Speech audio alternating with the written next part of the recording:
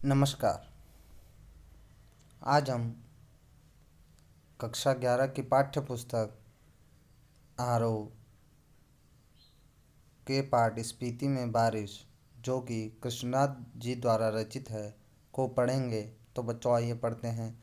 स्पीति हिमाचल प्रदेश के लाहौल स्पीति जिले की तहसील है। लाहौल स्पीति का यह योग भी आकस्मिक ही है। इनमें बहुत योगायोग नहीं है। ऊंचे दर्रों और कठिन रास्तों के कारण इतिहास में भी कम रहा है। अलंघ्य भूगोल यहाँ इतिहास का एक बड़ा कारक है। अब जबकि संचार में कुछ सुधार हुआ है, तब भी लाहौल स्पीति का योग प्राय वायरलेस सेट के जरिए है, जो केलंग और काजा के बीच खड़कता रहता है। फिर भी केलंग के बादशाह को भय लगा रहता कि कहीं काजा का सूबेदार उनकी अवज्ञा तो नहीं कर रहा है, कहीं बगावत तो नहीं करने वाला है। लेकिन सिवाय वायरलेस सेट पर संदेश भेजने के वह कर भी क्या सकता है। वसंत में 170 मील आना जाना कठिन है, शीत में तो प्राय असंभव।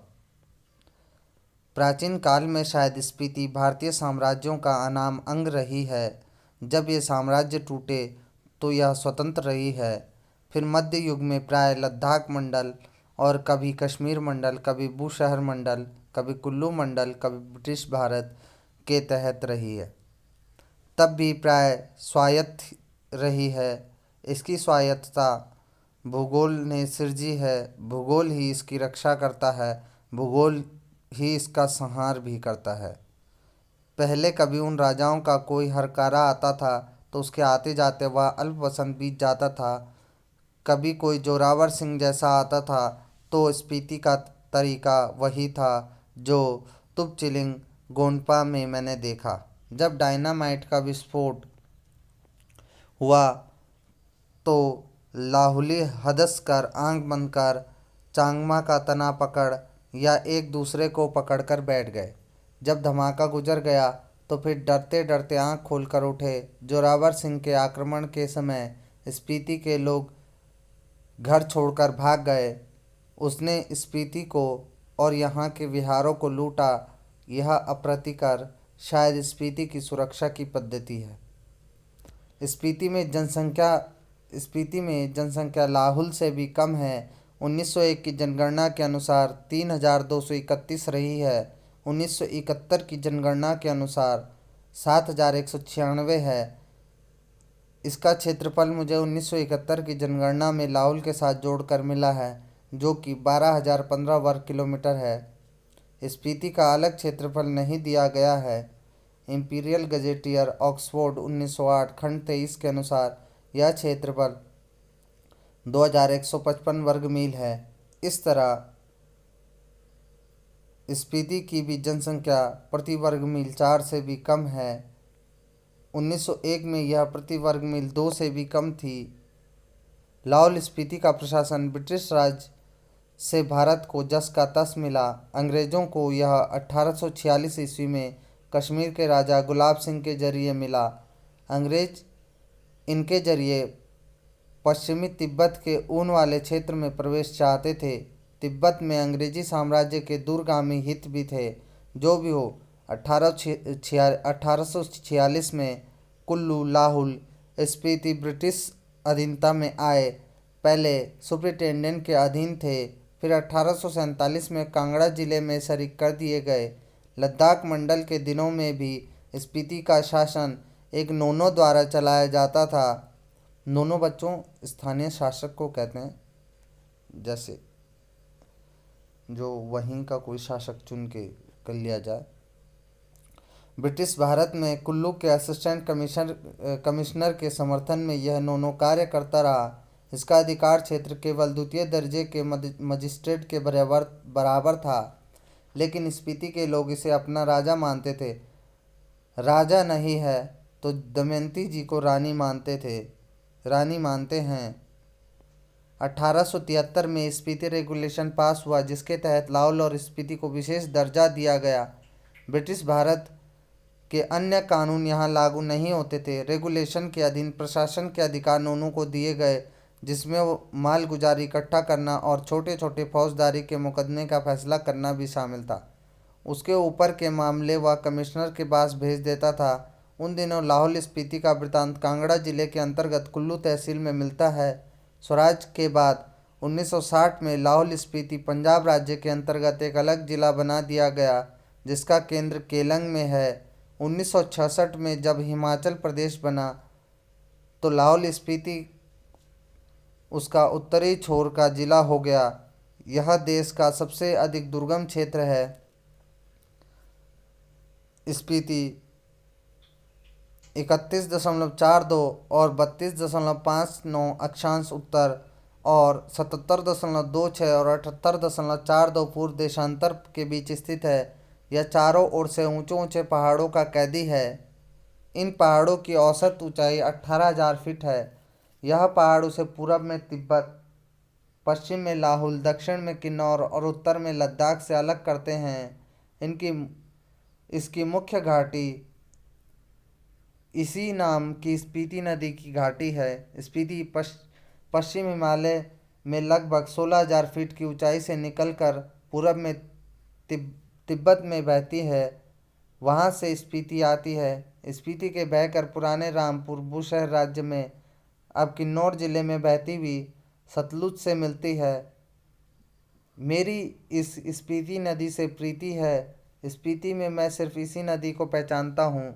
सुनता हूँ कि कोई पारा नदी भी है, फिर घाटी है।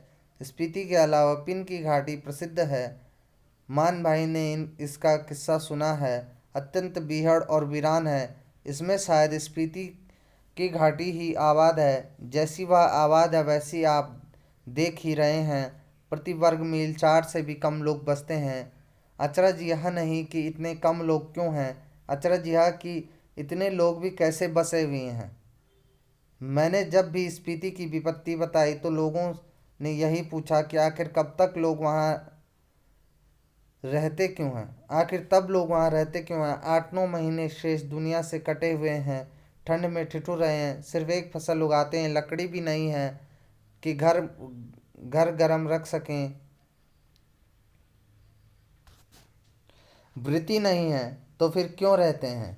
क्या अपने धर्म की रक्षा के लिए रहते हैं, अपनी जन्मभूमि के ममत्व के कारण रहते हैं, या इस मजबूरी में रहते कि कहीं और जा नहीं सकते, कहाँ जाएं, या फिर और बातों के साथ साथ यह सब कारण है। मैं नहीं जानता। मैं तो बस इतना देखता हूँ कि यहाँ रह रहे हैं इसलिए रह रहे हैं, और कोई तर्क नहीं है।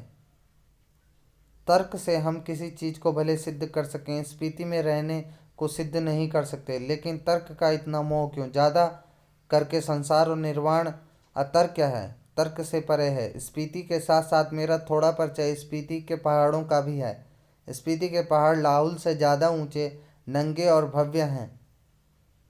इनके सिरों पर स्पीति की नर नारियों का आर्तनाद जमा हुआ है। शिव का अट्टहास नहीं, हिम का आर्तनाद है। ठिठुरन है, गलन है, व्यथा है। इस व्यथा की कथा इन पहाड़ों की ऊंचाई के आंकड़ों में कहीं नहीं जा सकती।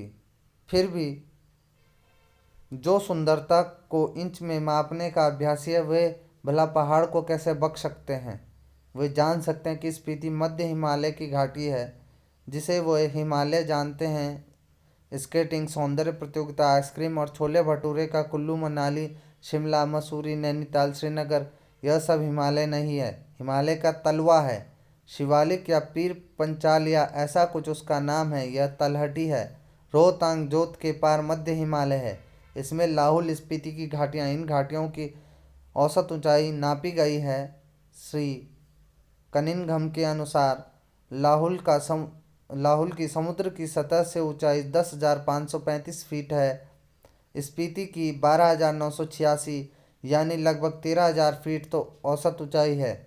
मध्य हिमालय की जो श्रेणियाँ स्पीति को घेरे हुए हैं उनमें जो उत्तर में है उसे 12 लाचा श्रेणियों का विस्तार समझे। 12 लाचा दर्रे की ऊंचाई का अनुमान 16,221 फीट से लगाकर 16,500 फीट तक लगाया जाता है। इस पर्वत श्रेणी में दो चोटियों की ऊंचाई 21,000 फीट से अधिक है। दक्षिण में जो चोटी है वह माने श्रेणी कहलाती है। इसका अर्थ है कहीं बौद्धों के माने मंत्र के नाम पर तो नहीं, ओ मणि पद पद में हूँ, इसका बीज मंत्र है। यह बड़ा महात्म्य है। इसे संक्षिप्त में माने कहते हैं। कहीं श्रेणी का नाम इस माने के नाम पर तो नहीं है, अगर नहीं तो करने जैसा है। यहाँ इन पहाड़ियों में माने का इतना जाप हुआ है कि यह नाम उन श्रेणियों को दे डालना ही सहज है। इंपीरियल गजेटियर में माने श्रेणी की ऊंचाई 21,646 फीट बताई गई है। यह तो इस श्रेणी की किसी चोटी की ऊंचाई होगी, पूरी श्रेणी की ऊंचाई तो एक नहीं होगी। इनमें से जो छोटी चोटियां हैं इनकी ऊंचाई भी 17,000 फीट से अधिक है। कई गांव समुद्र की सतह से 13,000 फीट से ऊंचे बसे हैं। एक या दो 14,000 फीट की ऊंचाई पर है। यह मध्य हिमालय है, इसमें स्पीति स्थित है। इसके पार बाह्य हिमालय दिखता है। इसकी एक चोटी 23,064 फीट ऊंची बताई जाती है। इसमें कई चोटियां 20,000 फीट से अधिक ऊंची है। मैं ऊंचाई के माप के चक्कर में नहीं हूँ, न इनसे होड़ लगाने के पक्ष में हूँ। वह एक बार लोसर में जो कर लिया सो बस है। इन ऊंचाइयों से होड़ लगाना मृत्यु है। हाँ, कभी कभी उनका मान मर्दन करना मर्द और औरत की शान है। मैं सोचता हूँ कि देश और दुनिया के मैदानों से और पहाड़ों से युवक युवतियाँ आएं और पहले तो स्वयं अपने अहंकार को गलाएं, फिर इन चोटियों के अहंकार को चूर करें, उस आनंद का अनुभव करें जो साहस और कुव्वत से यौवन में ही प्राप्त होता है। अहंकार का ही मामला नहीं है। ये माने की चोटियाँ बूढ़े लामाओं के जाप से उदास हो गई हैं। युवक युवतियाँ किल्लोल करें तो यह भी हर्षित हूँ। अभी तो इन पर स्फीति का आर्तनाद जमा हुआ है। वह इस युवा अट्ठास की गर्मी से कुछ तो पिघले। यह एक युवा निमंत्रण है। लाहुल की तरह ही स्पीति में भी दो ऋतुएं होती है। कहीं मैंने षड ऋतुओं का बखान किया है, वह अभ्यास दोष के कारण ही है। यहाँ जून से सितंबर तक की एक अल्पकालिक वसंत ऋतु है। शेष वर्ष शीत ऋतु होती है। औसत में तापमान वसंत में जुलाई में औसत तापमान 15 डिग्री सेंटीग्रेड, शीत में जनवरी में औसत तापमान 8 डिग्री सेंटीग्रेड रिकॉर्ड किया गया है। औसत से कुछ अंदाज नहीं लगता। वसंत में दिन गर्म होता है, रात ठंडी होती है। शीत में क्या होता है इसकी कल्पना ही की जाती है, कभी रहकर देखा नहीं जा सकता। स्पीति में बसंत लाहुल से भी कम दिनों का होता है। बसंत के दिनों में यहाँ फूल नहीं खिलते, न हरियाली आती, न वह गंध होती है। दिसंबर से घाटी में फिर बर्फ़ पड़ने लगती है, अप्रैल मई तक रहती है। यहाँ तक कि ठंडक भी लाहुल से ज़्यादा पड़ती है। नदी नाले सब जम जाते हैं और हवाएं चलती है। मुंह हाथ जो भी खुले अंग हैं उनमें सूल की तरह चुभती है। स्पीति में लाहुल से भी कम वर्षा होती है। मध्य हिमालय मानसून की पहुँच के परे हैं। यहाँ बरखा बहार नहीं है। कालिदास को अपने ऋतुसंहार में यहाँ वर्षा का संहार करना ही पड़ेगा। कालिदास में वर्षा का क्या ठाठ है। यहाँ वर्षा का वर्णन इस प्रकार शुरू होता है। प्रिय, जल की फुहारों से भरे बादलों के मतवाले हाथी पर चढ़ा हुआ, चमकती बिजलियों की झाड़ियों को फहराता हुआ, बादलों की गरज के नगाड़े बजाता हुआ, यह कामी जनों का प्रिय पावस राजाओं का सा ठाठ बाट बनाकर आ पहुँचा। यह पावस यहाँ नहीं पहुँचता है। कालिदास की वर्षा की शोभा विंध्याचल में है, हिमाचल की इन मध्य घाटियों में नहीं है। मैं नहीं जानता इसका लालित्य लाहौल स्पीति के नर नारी समझ पाएंगे या नहीं। वर्षा उनके संवेदन का अंग नहीं है।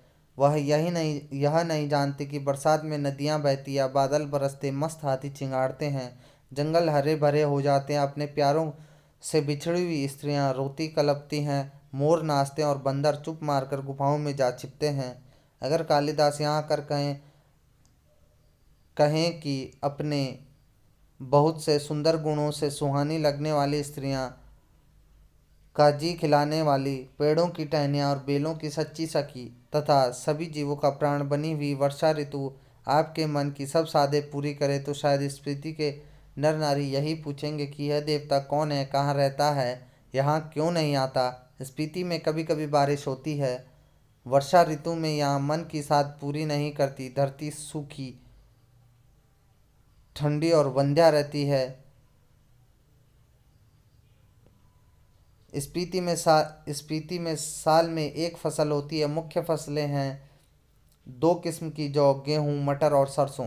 इनमें भी जौ मुख्य है। सिंचाई का साधन पहाड़ों से आ रहे नाले हैं, उन पर बनाए कुल हैं। ये नालियाँ पहाड़ों के किनारे किनारे बहुत दूर तक जाती हैं।